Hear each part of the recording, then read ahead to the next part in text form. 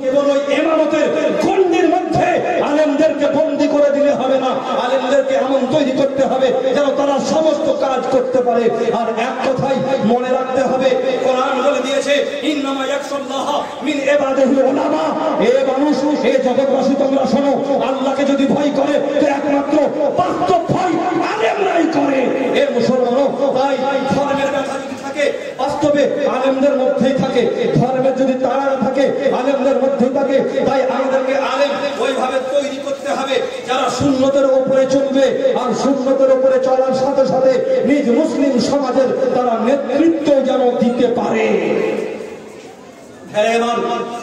তাই প্রতিটি হাদিস শরীফ পড়ে আপনাদেরকে বোঝাতে চেয়েছিলাম যে আল্লাহ রাসূল সাল্লাল্লাহু আলাইহি ওয়াসাল্লাম আমাদেরকে একটা বড় দায়িত্ব দিয়েছেন, সন্তান সন্ততিদের লালন পালন করে তাকে সঠিক মুসলমান গড়ে তোলা। অবশেষে বাসার একটা হাদিস পড়া অনুমতি সভাপতি সাহেবের কাছে নিয়ে যাইব, সময় যেহেতু আমার বাধা শেষ হতে চলেছে, বাস ওই অনুমতি নিয়ে আমি ইনশাআল্লাহ বিদায় যেতে চাইব। হাদিস রাসূলুল্লাহ সাল্লাল্লাহু আলাইহি ওয়াসাল্লাম বলেন, বুখারী শরীফের হাদিস, মা মিন মাউলুদিন ইল্লা ইউলাদু আলাল ফিতরা। নবীজি বলছেন, মা মিন মাউলুদিন ইল্লা ইউলাদু আলাল ফিতরা। প্রত্যেকটি বাচ্চা মুসলমান হয়ে পয়দা হয়। আটকাবেন না, শুনে নতুন লাগছে নাকি? যদি না জানতে জানুন, নবীজি বলছেন প্রত্যেকটা বাচ্চা মুসলমান হয়ে পয়দা হয়।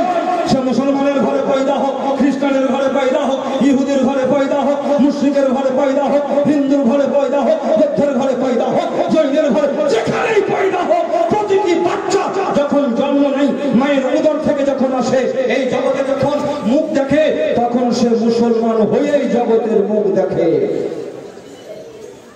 তারপরে রাসূলুল্লাহ সাল্লাল্লাহু আলাইহি ওয়াসাল্লাম বলেন, সুম্মা আবাওয়াহু ইউহাব্বিদানিহি আও ইউনাজ্জিসানিহি আও ইউনাসসিরানিহি। তারপরে তার বাবা মাই তাকে হয় ইহুদি করে দেয়, না হয় বাবা মা তাকে খ্রিস্টান করে দেয়, আর নয় বাবা মা তাকে অগ্নি পূজক করে দেয়। বাবা মাই ওদেরকে এই করে দেয়, কিন্তু বাস্তবে প্রত্যেকটা সন্তান মুসলমান হয়ে জন্ম নেয়। এই মুসলমান, এই হাদিস থেকে আমরা বুঝতে পারি রাসূলুল্লাহ সাল্লাল্লাহু আলাইহি ওয়াসাল্লাম এখানে আমাদেরকে বুঝাতে চেয়েছেন, মুসলমানদেরকে বুঝাতে চেয়েছেন যে মুসলমানের ঘরে যে বাচ্চা পয়দা হয় সে মুসলমান হয়ে পয়দা হয়, কিন্তু বাবা মা তার লালন পালন ঠিকভাবে করে না, বাবা মা তার শিক্ষার ব্যবস্থা ঠিকভাবে করে না, কোরআনের শিক্ষা তাকে দেয় না, আরবের শিক্ষা দেয় না। তাই প্যান্ট খুলে পেশাব করে, আর বাম হাতে সে খাবার খায়, আর আল্লাহ সম্পর্কে উল্টো পাল্টে মন্তব্য করে। এর জন্য তাই বাবা মা, সেই জন্য হাদিসটা পূর্বে বলেছিলাম, হযরত আব্দুল্লাহ ইবনে ওমর রাদিয়াল্লাহু তাআলা আনহু থেকে হাদিসটি বর্ণিত হয়েছে। রাসূলুল্লাহ সাল্লাল্লাহু আলাইহি ওয়াসাল্লাম বলেন, কিয়ামতের মাঠে তোমাদেরকে প্রশ্ন করা হবে তোমাদের সন্তান সন্ততি সম্পর্কে, যে তোমরা কি আদব শিখিয়েছিলে আর তাকে কি জ্ঞান তোমরা দিয়েছিলে। হে মুসলমানও, তাই মুসলিম হিসেবে আমাদের দায়িত্ব কর্তাই যেন আমাদের সুন্নি ঘরের ছেলে ওয়াহাবি না হয়ে যায়। কি আশ্চর্য কথা! বাবা সারা জীবন নাভির নিচে হাত বেঁধে এলো, চুপে চুপে আমিন পড়ে এলো, সারা জীবন হালুয়া রুটি খেয়ে এলো, হালুয়া রুটি করে এলো, কানে কানে দেখো আরে বেটা এবার বুকের উপরে হাত বাঁধছে। এর জন্য তাইকে পিতা মাতা দায়ী। আমরা সুশিক্ষা দিতে পারি না, ধর্মের শিক্ষা দিতে পারি না। হে মুসলমানও, আল্লাহুস সামাদ, কাল পর্যন্ত যার বাবা পাথর চাপড়ি গেছে, আরে এমন কি উদাহরণ এটাও আছে যে পাথর চাপড়ির মানবে যে পয়দা হয়েছে সে আজ দেওবন্দি হয়ে গেছে। ওরে দাতা বাবার দৌলতে তো দুনিয়ায় দেখতে পারি, আবার সে আজ ওয়াহাবি হয়ে আছে।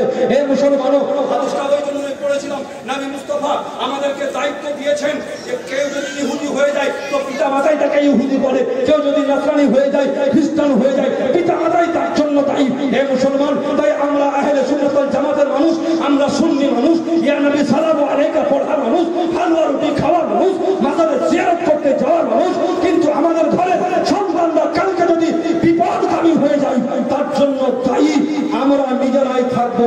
হে মুসলমান, কিয়ামতের মাঠে আমাদেরকে জিজ্ঞাসা করা হবে, তাই সেই জিজ্ঞাসা থেকে বাঁচার জন্য আজ থেকে সতর্ক হন, আর নিজের ছেলেদেরকে যথাসাধ্য রাখো, ইসলামী শিক্ষায় শিক্ষিত করুন। আল্লাহ পাক রব্বুল আলামিন আমাদের সকলকে সুবুদ্ধি, সুমতি, সুগতি দান করুন। আমিন। আসসালামু আলাইকুম ওয়া রাহমাতুল্লাহি তাআলা ওয়া বারাকাতুহু।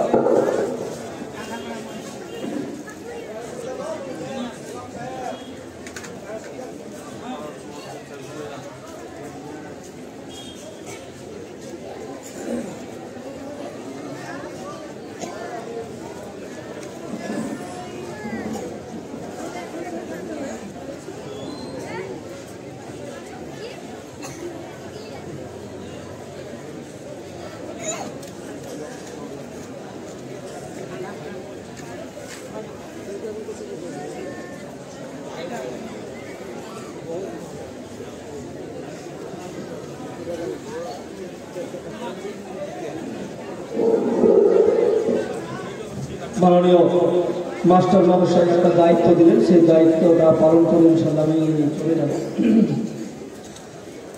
আপনাদের এই নয়াগ্রামের কাজল শেখ লতিফ মাস্টার সাহেবের ভাই অসুস্থ, হসপিটালাইজড, তার জন্য দোয়া করার অনুরোধ।